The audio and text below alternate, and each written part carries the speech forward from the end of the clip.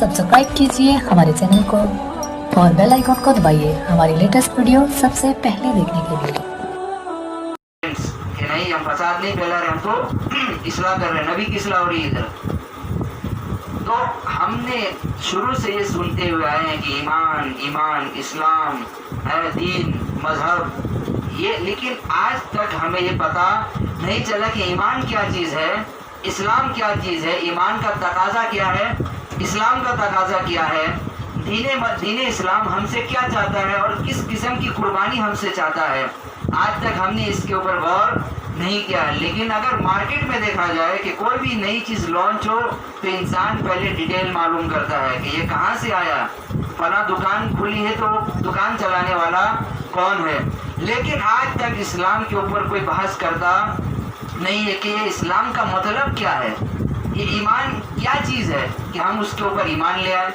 हदीस में आता है, मुस्लिम शरीफ की हदीस है, इसके रावी हज़रत उमर बिन खत्ताब रज़ी अल्लाह तआला अन्हु है। फरमाते हैं, हज़रत उमर रज़ी अल्लाह तआला अन्हु फरमाते हैं कि हम एक मरतबा नबी अलैहिस्सलातु वस्सलाम के साथ बैठे हुए थे, बहुत सारे सहाबा इर्द गिर्द बैठे हुए थे।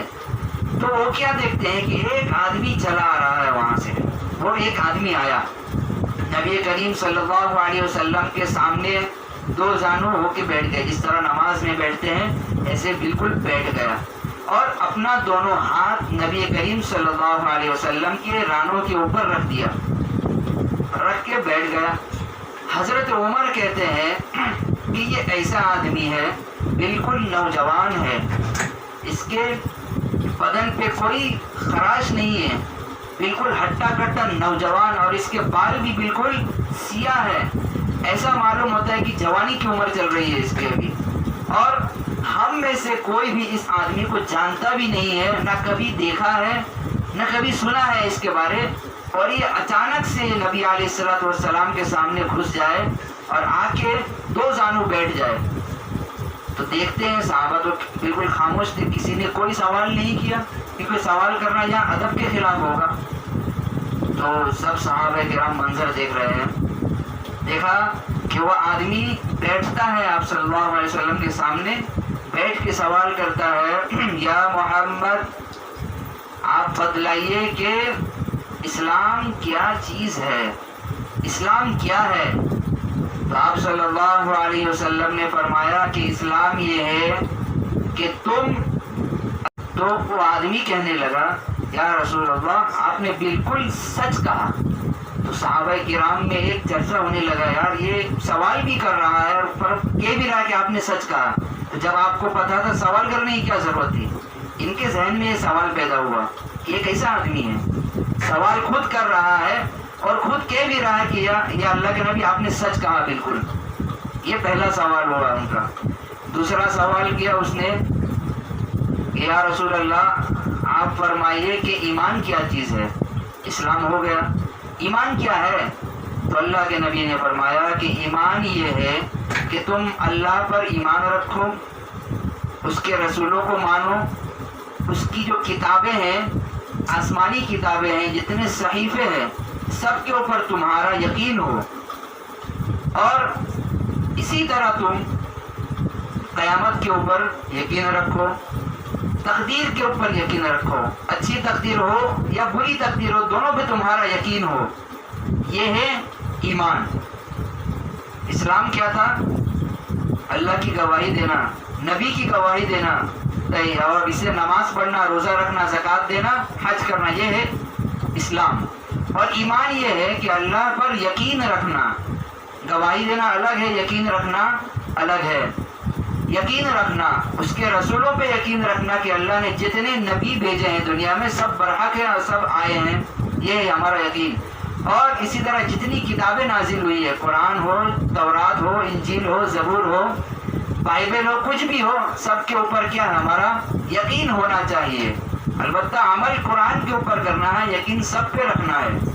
इसी तरह क़यामत पे यकीन रखना है कि हमें मरने, ज़िंदगी के बाद हमारी क्या है, मौत भी है। और इसी तरह तकदीर के ऊपर यकीन रखना है कि अगर तुम्हारी तकदीर अच्छी हो या तकदीर ख़राब हो, सब अल्लाह की तरफ से तय किया हुआ है।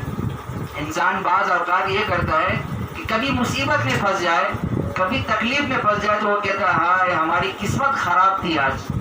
تو یہ کفریہ یا شرکیہ کلمات ہے. اس طرح کہنے سے انسان شرک میں مبتلا ہوتا ہے کہ بھائی تمہاری تقدیر کی وجہ سے کچھ نہیں ہو رہا, یہ تو اللہ نے فیصلہ کیا ہوا ہے. اور لوح محفوظ میں یہ لکھا ہوا ہے بالکل کہ آج انسان یہ کھائے گا, فلاں دن انسان یہاں جائے گا, یا فلاں دن انسان مر جائے گا. یہ سب تقدیر کے فیصلے ہوتے ہیں. تو وہ آدمی کہنے لگا یا محمد آپ نے بالکل سچ کہا. پھر صحابہ کرام میں چرچا ہوا یار یہ سوال بھی کر رہا ہے اور کہہ بھی رہا ہے کہ آپ نے سچ کہا. پھر اس آدمی نے سوال کیا کہ احسان کیا ہے, آپ ہمیں یہ بتلائیں. احسان, اللہ کے نبی نے فرمایا ان تعبد اللہ کأنک تراہ فإن لم تکن تراہ کأنہ یراک, کہ تم جب نماز میں کھڑے ہو جاؤ تو اپنے دماغ میں یہ تصور کرو کہ تم خود اللہ کو دیکھ رہے ہو, تم خود اللہ کو دیکھ رہے ہو. اس کی مثال آپ لے لیجئے کہ ایک کمپنی ہے اور اس کے بہت سارے اسٹاف ہے. جب کمپنی موجود ہو تو اسٹاف کیا کرتے, اطمینان سے اور ایمانداری سے کام کرتے ہیں کہ ہمارا کمپنی ہمیں دیکھ رہا ہے. اگر یہاں بے ایمانی کرے اور اگر یہاں کوئی غلط کام کر لے تو ہمیں نوکری سے نکال دے گا وہ, لہٰذا وہ بالکل ایماندار اس وقت بن جائے گا. جب کمپنی موجود نہ ہو تو اس کو تو پتہ ہے کوئی دیکھ نہیں رہا, اب کرو بے ایمانی, کوئی کہنے والا نہیں ہے. تو یہ تعلیم دی کہ جب تم نماز کے لیے کھڑے ہو جاؤ تو ذہن میں یہ تصور رکھنا ہے کہ میں خود اللہ کو دیکھ رہا ہوں. حالانکہ انسان دیکھ نہیں سکتا, بس تصور کرنے کو کہا گیا. سوچو دماغ میں کہ میں اللہ کو دیکھ رہا ہوں, نماز پڑھ رہا ہوں, اللہ ہمارے سامنے ہے.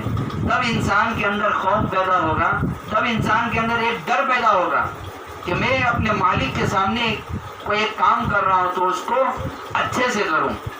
لیکن انسان جب نماز پڑھنے کھڑا ہوتا ہے تو اس کے دماغ میں کاروبار کا ہی چلتا ہے کہ دکان کس طرح صحیح چلانا ہے, یا گھر کا کوئی ٹینشن ہوتا ہے کہ ابھی نماز پڑھتے ہی بازار جانا ہے, کچھ لانا ہے, یہ کرنا ہے. تو انسان کے دماغ میں یہی سب چلتا ہے. لیکن اپنے دماغ کو کہاں رکھنا ہے, اللہ کی طرف رکھنا ہے کہ ہم اللہ کو دیکھ رہے ہیں. فرمایا آگے کہ اگر یہ تصور ممکن نہ ہو, اگر آپ یہ نہیں سوچ سکتے ہیں کہ ہم اللہ کو دیکھ رہے ہیں, تو ایک کام کر لیں, یہ تصور کریں نماز پڑھتے وقت کہ اللہ آپ کو دیکھ رہا ہے, اللہ آپ کو دیکھ رہا ہے. یعنی CCTV کیمرہ ہمارے سر کے اوپر لگا ہوا ہے. اگر کمپنی نہ ہو دکان میں تو اسٹاف اگر کیمرہ دیکھ کے بھی گھبرا جائے گا, وہ یار یہ تو کیمرہ چالو ہے ابھی. اور کمپنی ہو نہ ہو, کمپنی کا کیمرہ لگا ہوا ہے, لہذا ایمانداری سے کام کرو. تو اللہ تعالیٰ نے کیمرہ فٹ کی, اللہ تعالیٰ کیمرے کی ضرورت نہیں, اللہ تعالیٰ خود دیکھ رہے ہیں. لیکن ہمیں یہ تصور کرنا ہے کہ ہم جو نماز پڑھتے ہیں یا کوئی بھی عبادت کرتے ہیں, خیرات صدقات, سب میں ہماری نیت یہ ہونی چاہیے کہ اللہ ہمیں دیکھ رہا ہے. اگر ہمیں یہ تصور کرنا ممکن نہ ہو کہ ہم اللہ کو دیکھ رہے ہیں, تو یہ تو تصور ممکن ہے نا کہ اللہ ہمیں دیکھ رہا ہے. تو اللہ کے نبی صلی اللہ علیہ وسلم نے ارشاد فرمایا کہ یہ ہے احسان. تو اس آدمی نے کہا کہ ہاں آپ نے بالکل سچ کہا. پھر آگے سوال کیا کہ آپ ہمیں قیامت کے بارے بتائیے, یہ قیامت کب آنے والی ہے. اللہ کے نبی صلی اللہ علیہ وسلم نے ارشاد فرمایا کہ دیکھو میں سائل سے زیادہ جانتا نہیں ہوں, یعنی سائل یہ تم جو سوال کر رہے ہو اس سے زیادہ میں جانتا نہیں ہوں. قیامت کے معاملے میں اللہ کے نبی بالکل خاموش ہے.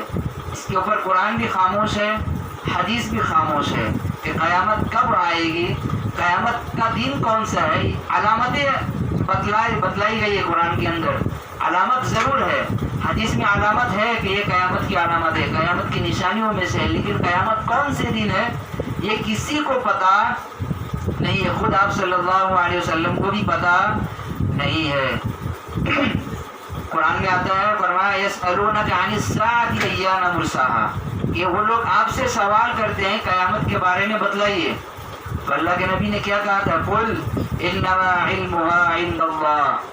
اللہ خود کہہ رہے ہیں کہ اے نبی آپ کہہ دیجئے اس قسم کے سوالات اگر آپ کے پاس آئے تو آپ خود کہیے, اللہ جواب بتا رہے ہیں کہ آپ کہیے انما علمها عند اللہ, کہ قیامت کا علم اللہ کے پاس ہے, قیامت کب آنے والی مجھے کچھ پتہ نہیں ہے. تو اللہ کے نبی نے فرمایا کہ دیکھو قیامت کا علم تو مجھے نہیں ہے. پھر اس آدمی نے کہا کہ آپ کوئی علامت بتلا دیجئے کہ قیامت کی کوئی نشانی کر دیجئے, ہم اس سے اپنے ایمان کے اوپر کیا محاسبہ کریں گے. اللہ کے نبی نے فرمایا کہ قیامت کی علامت یہ ہے کہ لونڈی اپنے آقا کو جنے گی, لونڈی اپنے آقا کو جنے گی. اور ایک فقیر آدمی, گھسا پٹا ننگا سر والا آدمی, ننگے پیر والا آدمی, جنہ جس کے پیر میں کبھی چپل کا تصور ہو سکتا ہے کہ یہ انسان کبھی جوتا خرید سکتا ہے, نہ اس کا یہ تصور ہو سکتا ہے کہ یہ انسان کبھی سج دھج کے رہتا ہوگا. ایسا آدمی جب کسی بلڈنگ کی تعمیر کرے, ایسا آدمی جب کسی بلڈنگ کو بنانے لگے, تب سمجھنا کہ قیامت قریب ہے. یا یہ محدثین اس حدیث کے اندر اختلاف کرتے ہیں اور دوسرا طریقہ اختیار کرتے ہیں. فرمایا کہ اس کا دوسرا مطلب یہ ہے کہ اولاد اپنے والدین کے نافرمان ہو جائے گی, یعنی والدین جو ہیں اپنے گھروں میں حکومت نہیں کر سکیں گے. اب چلے گا تو صرف اولاد کیا, مطلب کہ بچہ ایسا ہو گیا, بڑا ہو گیا بالکل, اب اولاد ماں باپ کے اوپر حکم چلا رہے ہیں, بیٹا باپ کے اوپر حکم چلا رہا ہے کہ ایسا نہیں کرنا ہے ویسا کرنا ہے, بیٹی ماں کے اوپر حکم چلا رہی ہے کہ فلاں کام نہیں کرنا ہے فلاں کام کرنا ہے. تو ہونا تو یہ چاہیے تھا کہ گھر کا ماحول کیسا ہو کہ باپ گھر کا سربراہ ہوتا ہے. قرآن خود کہہ رہا ہے الرجال قوامون علی النساء بما فضل اللہ بعضهم علی بعض وبما انفقوا من اموالهم. قرآن کہہ رہا ہے کہ مرد جو ہوتا ہے یہ عورتوں کے اوپر سردار ہے.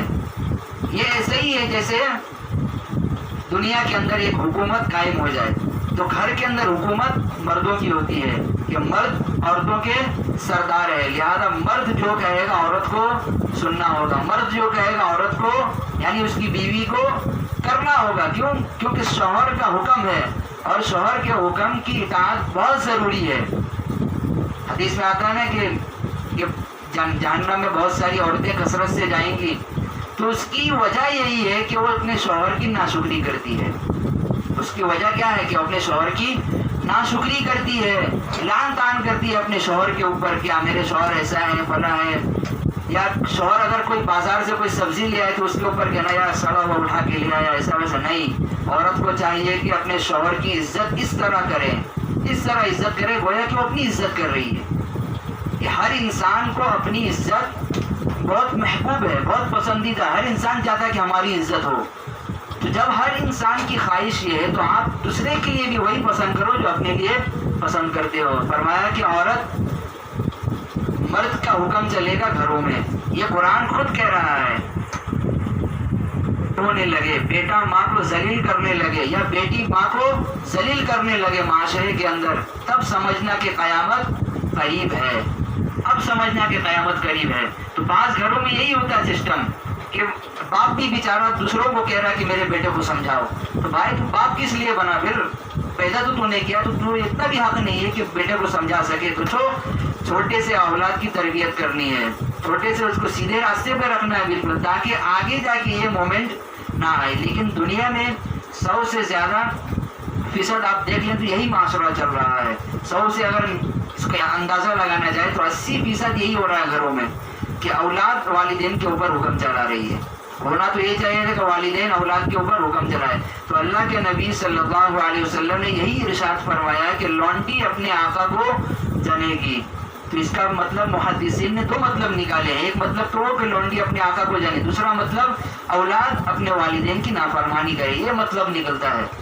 اور فرمایا کہ ایک ننگا پیر آ رہا آدمی, ننگے سر والا آدمی بلڈنگ تعمیر کرے, بلڈنگ کی عمارت کو کیا کرے, مضبوطی سے بنائے. اب یہاں یہ ہوگا کہ یار ایک فقیر آدمی ہے, یار اس کے پاس چائے پینے کا پیسہ نہیں ہے, پیر میں چپل نہیں ہے, اس کے سروں میں ٹوپی نہیں ہے, بدن میں اچھا لباس نہیں ہے, گھر میں کھانے کے کچھ بھی نہیں ہے, اور یہ ایک بلڈنگ کا بلڈر بنا ہوا ہے. یہ ممکن نہیں ہے. لیکن جس تیزی سے اس نے ترقی کی ہے, ابھی پہلے تھا فقیر, 2019 میں تھا فقیر, بالکل مانگتا پھرتا تھا یہاں وہاں, لیکن 2020 میں یہ دیکھا جا رہا ہے کہ ایک بلڈنگ کا مالک ہے. تو جس تیزی سے اس نے ترقی کی ہے تو اسی تیزی کے ساتھ دنیا بھی ختم ہونے والی ہے, اسی تیزی کے ساتھ دنیا بھی اپنے اینڈ تک پہنچنے والی ہے. جس طرح اس فقیر کو امیر بننے میں ٹائم نہیں لگا ہے تو اسی طرح دنیا ختم ہونے میں ٹائم نہیں ہے زیادہ. تو اللہ کے نبی صلی اللہ علیہ وسلم نے فرمایا کہ قیامت کی یہ نشانیاں ہیں. بیٹا ماں کو ذلیل کرے, باپ کو ذلیل کرے, اپنے بڑوں کا ادب کھو بیٹھے, تو اب سمجھنا کہ قیامت قریب ہے. اس ویڈیو کو اپنے دوستوں کے ساتھ ضرور شیئر کیجیے گا اور اس ویڈیو میں کمنٹ کر کے ہمیں لازمی طور پر بتائیے گا کہ آنے والے وقت میں آپ کس طرح کی ویڈیوز دیکھنا پسند کرتے ہیں. اور اگر آپ نے ابھی تک ہمارا چینل سبسکرائب نہیں کیا تو فوراً سبسکرائب کیجیے, ساتھ ہی بیل آئیکن پر کلک کریں تاکہ مزید آنے والے ویڈیو جہاں وقتاً فوقتاً آپ کے لیے اس چینل پر اپلوڈ کرتے ہیں وہ آپ کو وقت پر ملتی رہیں اور آپ ان سے مستفید ہوتے رہیں. اگلی ویڈیو تک ہمیں دیجیے اجازت, اپنا خیال رکھیے گا. اللہ حافظ.